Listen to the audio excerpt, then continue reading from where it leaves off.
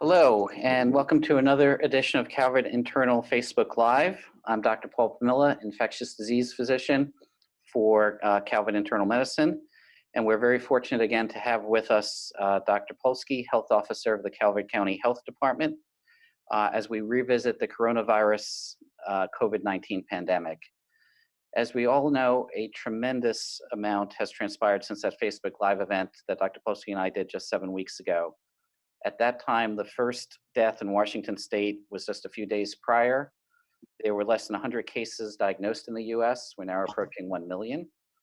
And the first Calvert County case was still 2 weeks ago. So it seemed appropriate to revisit this topic at this time. Before we get started, I first want to acknowledge those who helped put this event together, which has required much technical savvy. As you can see, Dr. Polsky and I are practicing social distancing. We're doing a Zoom call, and that Zoom call is being streamed to Facebook Live. And then we will be getting questions via another format as they come in. So I want to acknowledge those who helped put this technical event together, both Andrew and Tyler with Calvert Internal Medicine, and Anthony, media specialist with the health department. Thank you so much to all three of you folks for doing this. And for viewers' information, I'm remaining unmasked for clarity.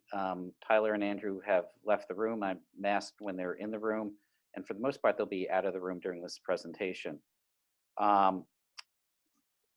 Just to let you know how this will proceed, we'll first have some information presented from Dr. Polsky regarding the impact of this pandemic on the county and region, and how the county and the region are responding, and other related information of importance to residents.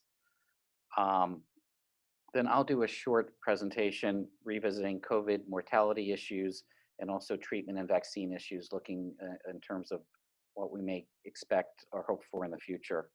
And then we'll try to take as many of your questions as possible with Dr. Polsky and I going back and forth with the questions.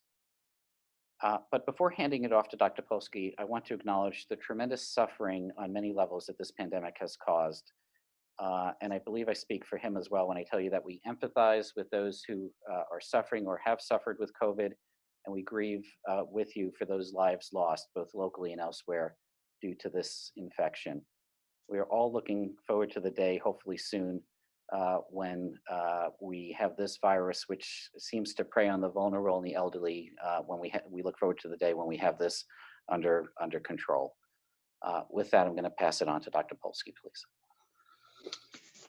Thank you, Dr. Pomilla. And I will add that although for physicians like Dr. Pomilla and myself, certainly our focus is always on patient well-being, that we also can't ignore that there is economic suffering as well.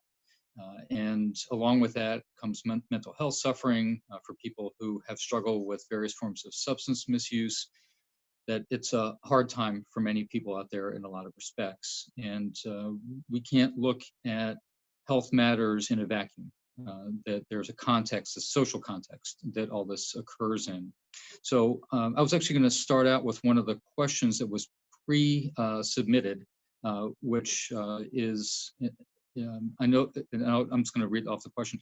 I know the economy is of concern, but do you feel that we are reopening things too soon? So I'm not sure if the person who sent that in was speaking specifically of Maryland. I know there's been a few other states, Georgia and South Carolina, that have talked about or are starting to reopen things at this point. So I wanted to talk about locally in Maryland because, as I'm sure everyone is aware, nothing has reopened that the governor has decided should be shut down for the moment, or at least curtailed. And so the governor has laid out 4 parameters that need to be met before things can start to reopen. And those would be the improved capacity to test people for coronavirus. I think that's been a source of frustration for a lot of people, that they have symptoms, they want to get tested, they have a family member who wants to be tested, and the reality is that there are not enough test kits around to be able to do that. The second is what's called contact tracing. That means that once we get a result that someone has tested positive for the coronavirus, that we're able to, when I say we, generally through the health department staff, that we contact close contacts who potentially could have been infected by the person who is now tested positive. And this way, hopefully we can give them instructions on their own health and well-being, when to reach out to their doctor or nurse practitioner for care, and then if they are appropriate for testing, to try to help them become tested. The third thing is proper protective equipment, and I'm sure everyone has seen on the news that hospital workers, first responders, EMTs, and all sorts of other nursing homes, other areas where people are providing care for those who are sick, and they don't have enough protective equipment. And then the final is that there is adequate capacity in all the hospitals in the state, that if there were to be a further increase in an outbreak, that there would be sufficient capacity in the intensive care unit to be able to care for those people. I guess I'm happy to report at this point that the ICUs across the state have not had to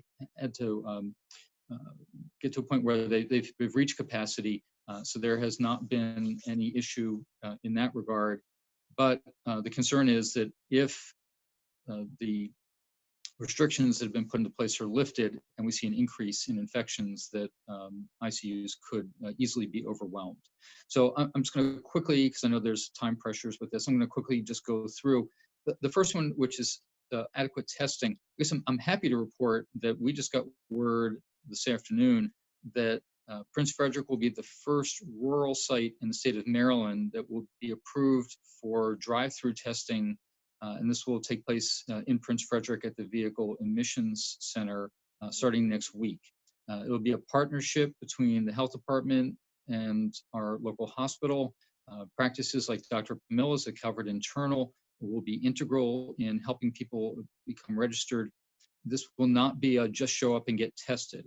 And information will be on our website. We'll have that up either this evening or first thing tomorrow morning about procedure. The way that will work is that for anyone who thinks that they are appropriate for testing, they'll contact their personal healthcare provider.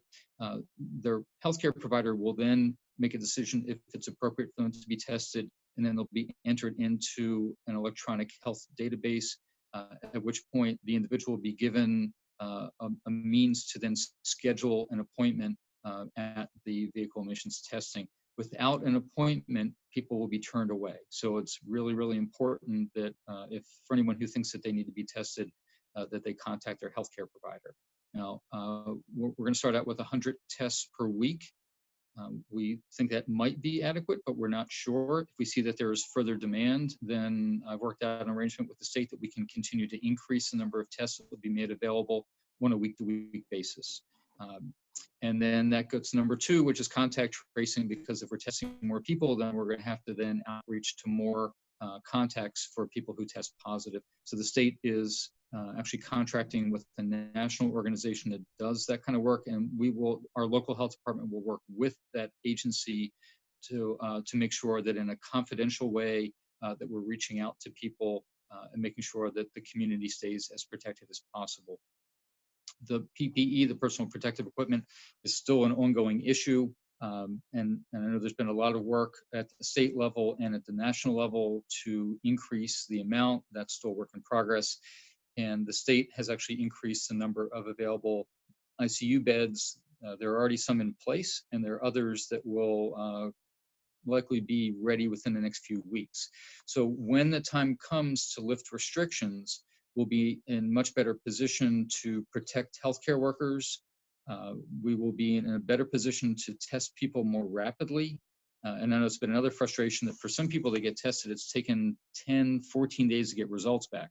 So part of the process is not just to put a swab in somebody, to make sure we can get results back within about 3 days, if not sooner. And then the final is that if we should see an increase in number of cases, that we have adequate capacity to make sure that we don't have people dying because there aren't enough hospital beds or the proper hospital equipment to take care of them.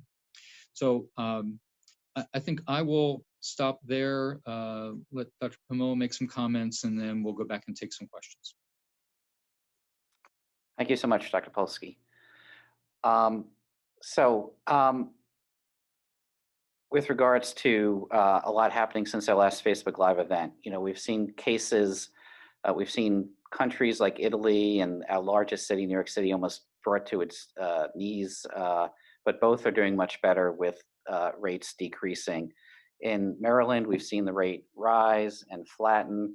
We're anxiously awaiting it starting to go down and plummet as the number of new cases has plummeted in Italy and New York City.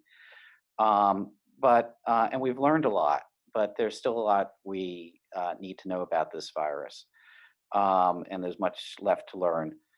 One basic thing we need to learn is exactly how deadly is this virus. That is, what is the case fatality rate? And we talked about this a little bit at the last Facebook Live. In order to help visualize what the future may look like, I might have to engage in some speculation, and I would remind viewers of the caveat I used last time, which is say, what I say today may be plausible at this time, but it may be disproven as soon as tomorrow.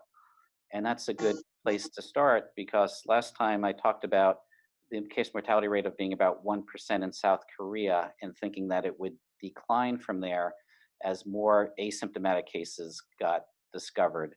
But in fact, within the week or two after that presentation, I saw the case fatality rate slowly increase in South Korea to about 2%, which is where it is today.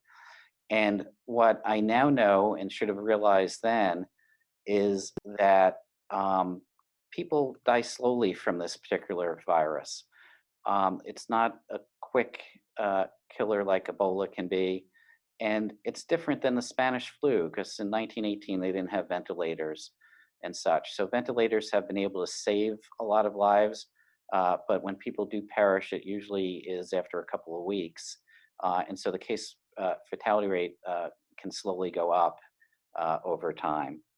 And when I realized that was happening, we did post something within a week or two of the last presentation to that effect, that I had gotten that part incorrect.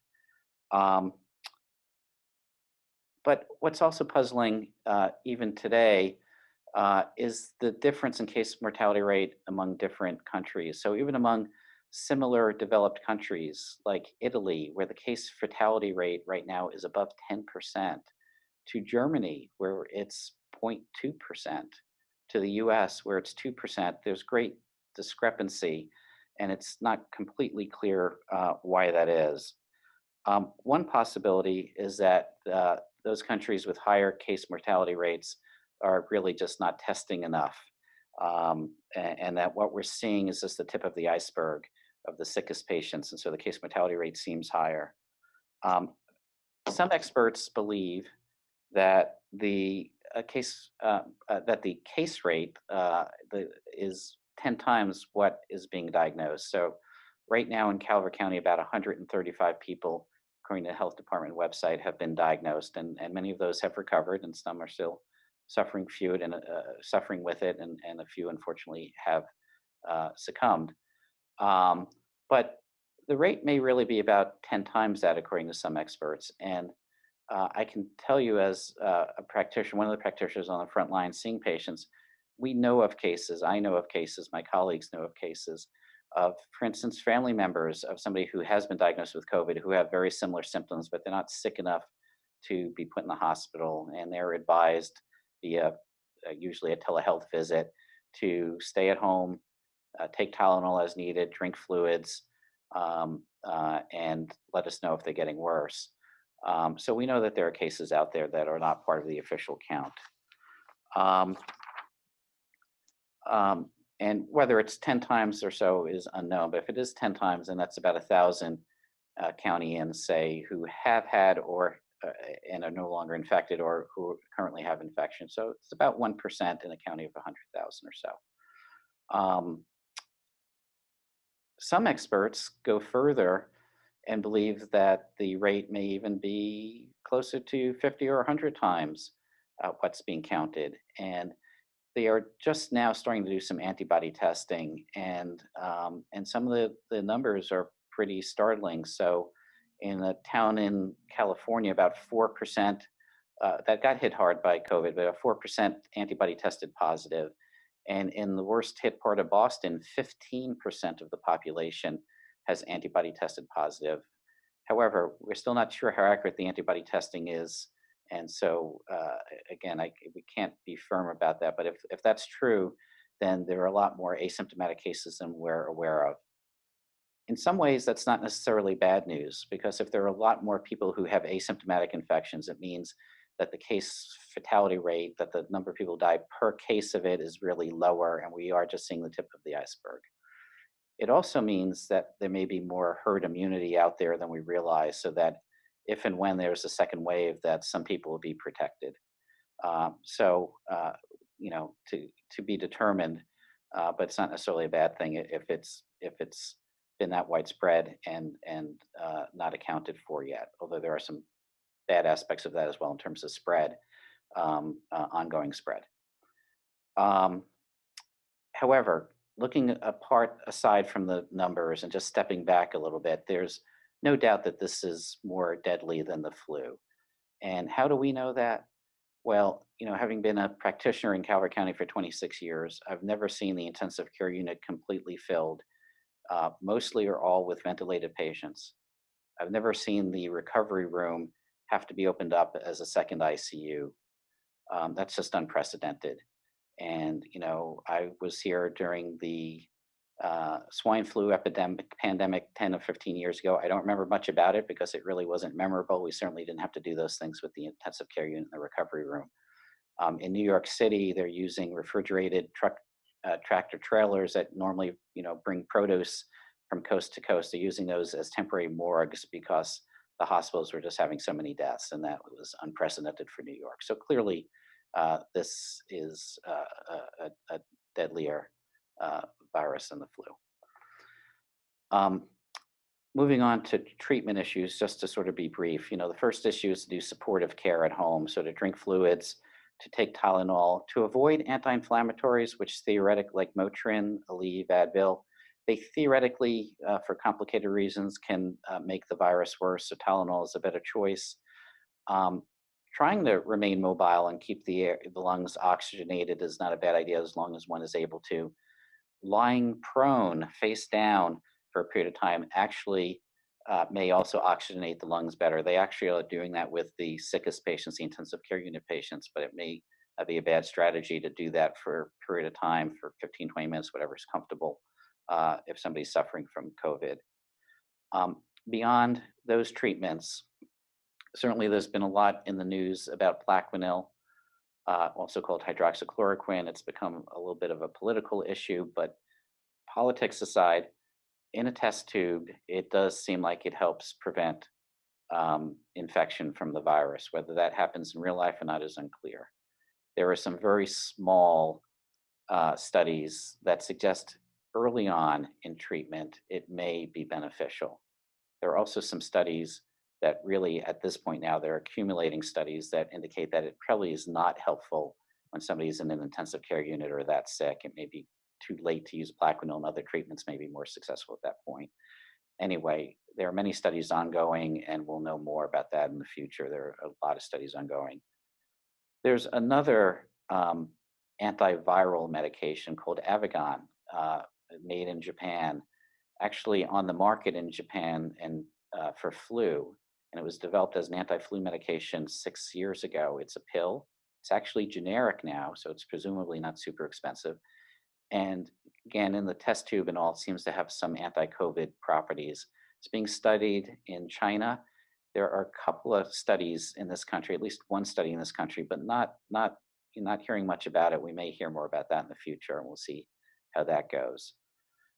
There's an IV antiviral called remdesivir, and that is not on the market yet, but it is being used in studies. And it's also available for compassionate use on a case-by-case basis for the sickest patients.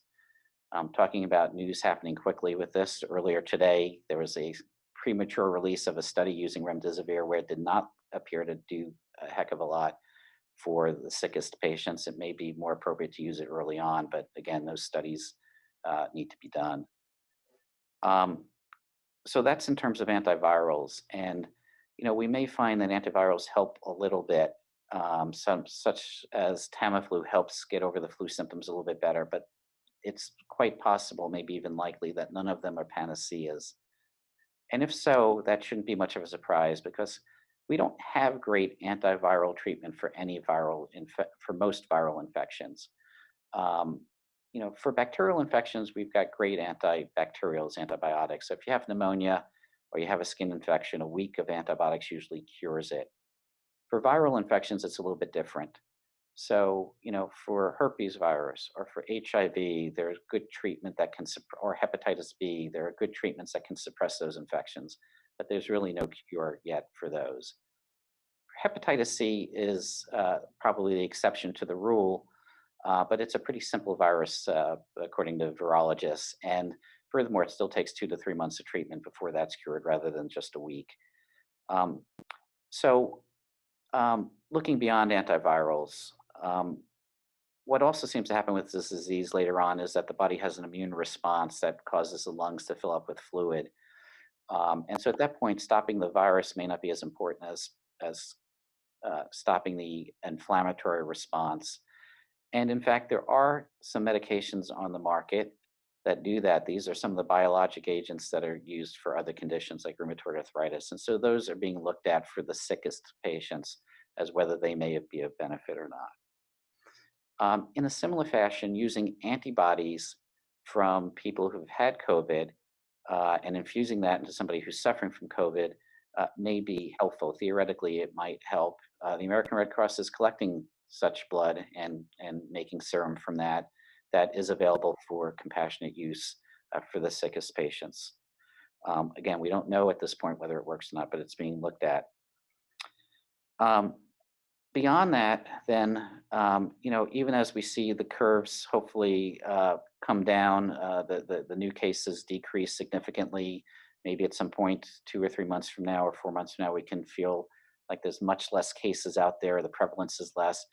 We're still, I think, all uncomfortable until there's something more. And most of us believe that that's going to be a vaccine. Um, so, whereas we haven't had great success with antivirals, we've had great success with vaccines against viruses.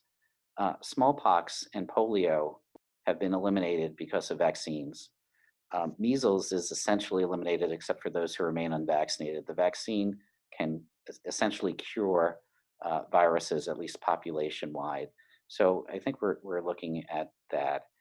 And it may turn out to be, based on the preliminary data I'm seeing in terms of immunology with this, it may turn out to be, like it is with many viruses, a series of vaccines, maybe a 3-shot series over a year or something, as we do for measles and polio. One shot may give you immunity for a while, but you need 3 shots to have immunity for life. It is possible that one would need a seasonal vaccine like the flu, but I think that's unlikely. The flu is fairly unique in its ability to mutate. So I think that's one potential scenario of many potential scenarios of what the future may look at. And we're hoping for a vaccine as soon as possible. Experts say, a year to 18 months, and they may be right, but many of us are hoping for something sooner. And I think with that, I'm going to stop. Do you have any comments, Dr. Polsky? Dr. Pomilla, I just wanted to add on to what you said, that I'm going to take a little bit of a detour and then loop back a little bit. One is that we have seen nationwide that in the African American population that mortality rates have been about 3 times the rate in other races, ethnicities. And there are multiple factors, one of which is that we know that in the African American population that what we call in the medical world comorbidities, meaning other types of health problems, are higher. That unfortunately, for a variety of reasons, having oftentimes to do with the environment that people live in, stresses, limitations in healthier food, and other sorts of factors that in the African American population, oftentimes diabetes, hypertension, other types of illnesses happen at an earlier age, and because of that, by the time people reach their 40s, 50s, that they have higher rates of kidney disease and other impacts other organs. And so that when a person in that situation becomes infected with a virus, whether it's influenza or in this case coronavirus, that their body is less able to fight off, more susceptible. And I think that what I'm going to loop back around with Dr. Pomilla's comments is that there is not going to, it's very, very unlikely that there's going to be a miracle drug that will pop up because of all the problems that Dr. Pomilla mentioned with trying to fight all virus infections.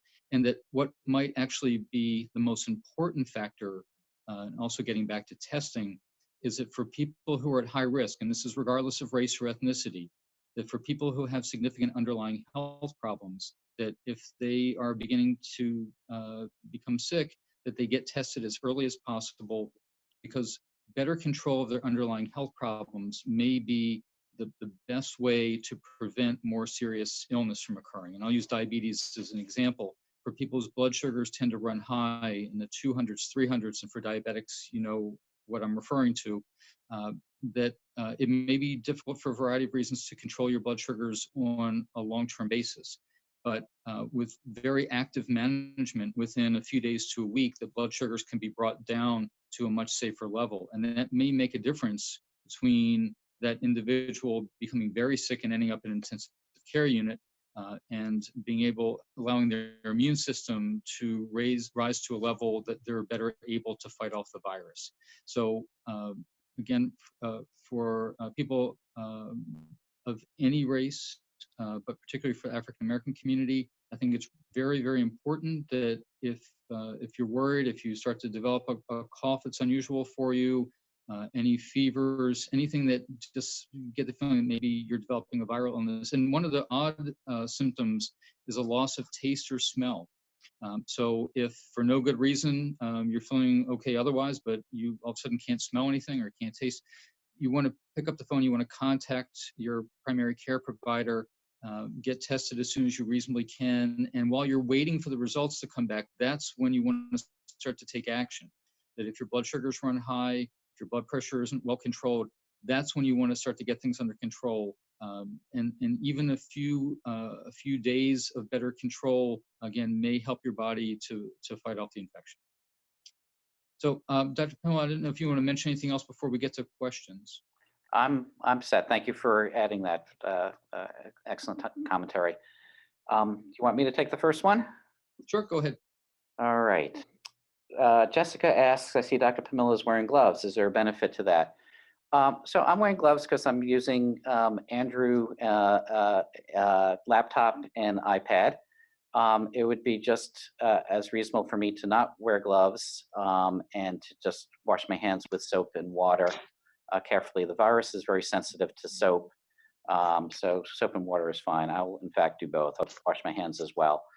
But I'd be comfortable without doing that as long as I wash my hands afterwards. But since it's not my own computer and iPad, I elected to wear gloves.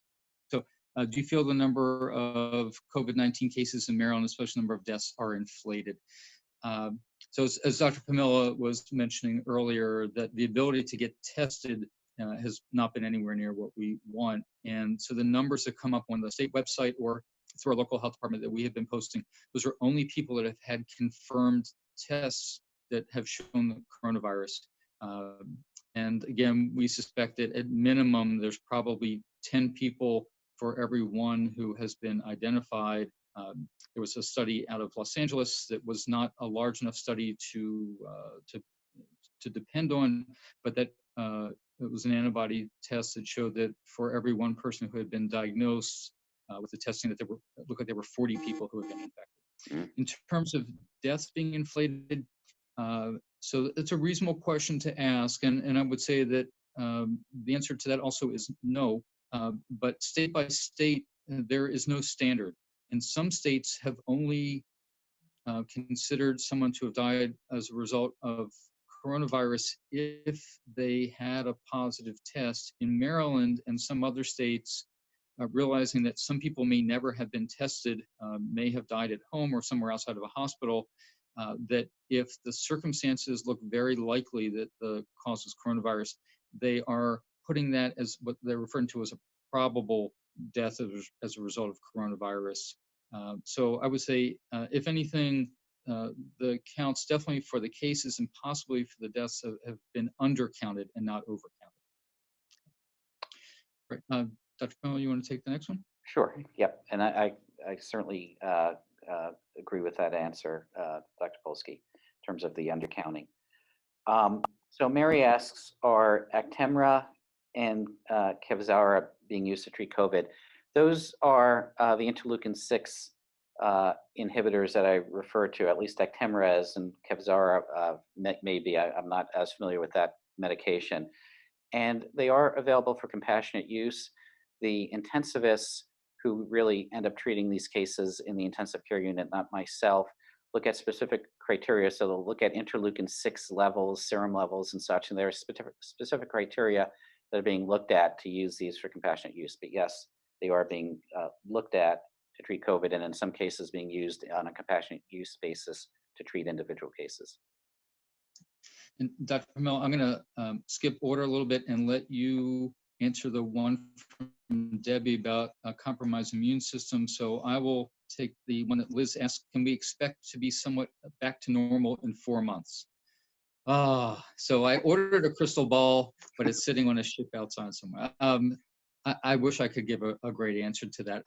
If I had to look into the future, and this is based not on my personal opinion, but on putting together what experts across the country are saying, that what we expect is most likely is that sometime over the next month, we will see a further decline in cases. I should say further decline. At this point, we have not seen a decline in a lot of areas of the country, but over the next month, we will start to see a decline.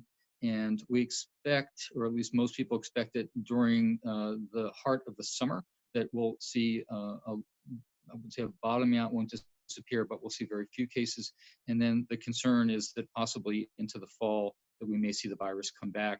But as has been said on more than a few occasions, this is a brand new mutation. We do not know how this virus in particular will respond to seasonal changes. Most coronavirus strains will diminish in the summer, but we can't say for certain with this. And the other, which is the human factor, is what kind of behaviors will people have as restrictions are lifted? Are we going to see people congregating in mass, in which case we could see very large outbreaks very quickly? Or will people take responsible personal approach to things? And although businesses will be back open, they'll still maybe change the way they would have done things compared to an average summer. So a good question.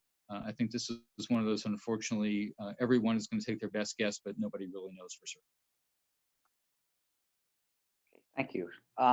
So the next question I'm going to take is, Debbie asks, as a person with a compromised immune system, how long did I have to stay at home? I've been home for over a month. Let me broaden that question a little bit. So in terms of risk factors, and Dr. Polsky touched on this a little bit, we assume that immunocompromised is a risk factor, as it is for infection in general, although part of the problem with this disease is when the immune system overreacts in a sense and the lungs fill up with fluid. So, and there's no data at this point to prove that people with compromised immune systems are at higher risk, but we assume that they are. And I think it's very prudent to stay at home for as long as you can. And when you do go out, wear a mask and make sure you don't congregate, and do all the other things that have been recommended by many. But I'm willing to be, when the data does come out, I'm willing to be surprised if it shows that immunocompromised is not a major risk factor. We are finding, Dr. Polsky talked about African American race, male gender seems to be a risk factor for worse disease with this. Age is a really significant risk factor, much more so, I believe, than the flu in terms of it being worse in the elderly. And the flu is as well, but it seems like this really discriminates against the elderly, so to speak. And one you may not hear about in the media much, but obesity seems to be a significant risk factor, although the data is still lacking a bit on that. Those are some of the other risk factors one needs to be concerned about. Someone gets in the house gets sick. What do I need to protect others in the house? Dr. Polsky may be able to add on to this. but as much as one can, one should try to take care of themselves if they're sick. You should try to use a separate bathroom. You should try to um, be the one who cleans that bathroom. The person who lives with you, if there is a situation where somebody lives with you, should, bring the food to your door, but not hand deliver it to you. Um, um, and um, those are some of the things that one should do to try to prevent others from getting infected in the house. Certainly, living in a different room, if you share a bedroom, you should stop sharing the bedroom until you're well. So we give the exact same advice for someone who can take care of themselves. They should be sleeping in a separate area. They should not be eating with other members of the household. So what we recommend when we talk to people who've tested positive is, as Dr. Miller said, they should have their own bathroom to use, that whoever's preparing the meals should bring the food to that person's door. They should walk away from the door the person opens and then brings the food in and puts the tray back out. So ideally, until their infectious period is ended, there should not be direct contact between them and other people in the household. And that's particularly important if other members of the household are in any way immune compromised or have serious underlying health problems. If the person who is infected can't take care of themselves, maybe it's a child, it might be an adult who may have dementia or other issues. Ideally, the person with the infection, anytime they're in the same area as the person helping take care, the person with the infection should have a mask on. We don't want them breathing particles out or sneezing or coughing with somebody else in the room. That's not always feasible if the person with the infection has underlying breathing problems like COPD. They may not be able to tolerate a mask, but we would be talking just for short periods of time, that necessary time when someone else needs to be in the room with them, and then the person who is bringing the food in or whatever care that they would need to take, that they would also put a mask on, and then probably most importantly for them is as soon as they leave the room, they should very carefully and thoroughly wash their hands. So you do the best you can. There are some circumstances where there has to be some direct contact between the caretaker and the person who's sick. But again, in most of the cases that we've seen in the county, the person who's diagnosed, they're perfectly capable of tending to themselves. And again, until they're at least 3 days of no fevers with a clear reduction in symptoms, they should really not have any contact with anybody else in the household. So I was going to ask you a question, Dr. Polsky, a follow-up question to that, if I could. So I think if I remember correctly, the CDC actually initially recommended that somebody should self-quarantine from 14 days from the onset of symptoms and 7 days symptom-free. Both criteria had to be met. Now they're saying 3 days. What's your take on that? So the 14-day mark where we are right now is for someone who's been exposed, had a significant exposure. Let's say that for people who are still going to work, that they had to share a close space with somebody who then was diagnosed, that the coworker does not have any symptoms. They are supposed to still isolate for 14 days. And that 14-day mark is because although in most cases, when people do acquire the virus, they will start to become symptomatic within 4 to 5 days. For some people, it can take 10, maybe 14 days, but generally the upper end of things is about 10 days before they become symptomatic. So it's possible that someone could be harboring the virus, and if they're out associating with others, that at the moment it looks like they would potentially be capable of transmitting the virus about 2 days before they become symptomatic. So waiting until someone starts to get sick, there's still the possibility they could have transmitted for a couple of days. For those who become symptomatic, then the criteria is 3 days no fever and a reduction, not one or the other, but 3 days of no fevers and a reduction in symptoms. The 7-day comes in for people who got tested and have not had any symptoms. As Dr. Pomilla mentioned before, that people have, we call asymptomatic carriers, people have the virus. So we have seen a few cases where someone, again, had close contact with someone else. They got tested, they came up positive. This is oftentimes in the setting of a healthcare worker. And then the recommendation for them is that now that we know they have the virus, then they get watched for an additional 7 days. And this is the criteria set out by the CDC. If they haven't shown any symptoms at that point, so it's different than somebody who's just gotten exposed. This is somebody who already we know has the virus. Then it's another 7 days from that point. If they still are not symptomatic, then they can, so to speak, rejoin society. Okay, thank you. There's one other question there for you. Okay, and so if we get to the point where we have enough tests, do you think people with autoimmune disorders can get tested more quickly, even if they do not exhibit COVID issues? And then a second question along with that, more as a safety measure.